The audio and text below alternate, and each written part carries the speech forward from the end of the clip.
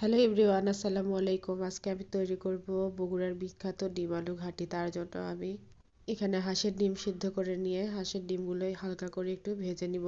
খুব বেশি ভাজবো না, কারণ আমার কাছে মনে হয় ডিম খুব বেশি ভাজলে ডিমগুলো শক্ত হয়ে যায়। ডিমগুলো উঠাই নিয়ে একই তেলের মধ্যে আগে থেকে কেটে রাখা পেঁয়াজ কুচি আর কাঁচামরিচ আর গরম মশলার মধ্যে গোটা তেজপাতা দিয়ে কিছুক্ষণ ভেজে নিব।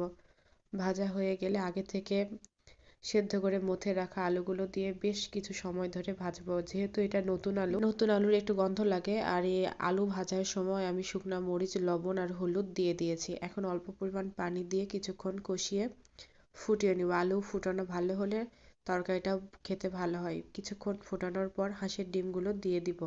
ডিমগুলো দিয়ে আরও কিছুক্ষণ কষিয়ে নিব। কষিয়ে নিয়ে ঝোলগুলো যখন কমে আসবে তখন আবার এক্সট্রা করে পানি দিয়ে দিব ঝোলের জন্য। এটাই লাস্ট পানি, এরপর আর কোনো পানি ব্যবহার করব না। তো পানিগুলো দিয়ে কিছুক্ষণ নেড়ে চেড়ে ঝোল কমে আসলে রান্নাটা শেষ হয়ে যাবে। আর এটা অনেকে পাতলা খেতে পছন্দ করে, কেউ একটু ঘন ঝোল খায়, আমরা এভাবেই রাখি। আর এই তো রান্না শেষ। আমার কাছে তো গরম ভাতের সাথে এই খাবারটা খুবই মজা লাগে। কারা এই রান্না খেতে পছন্দ করেন আর আমার ভিডিওটা কেমন লাগে সেটা কমেন্ট করে অবশ্যই জানাবেন। আল্লাহ হাফেজ।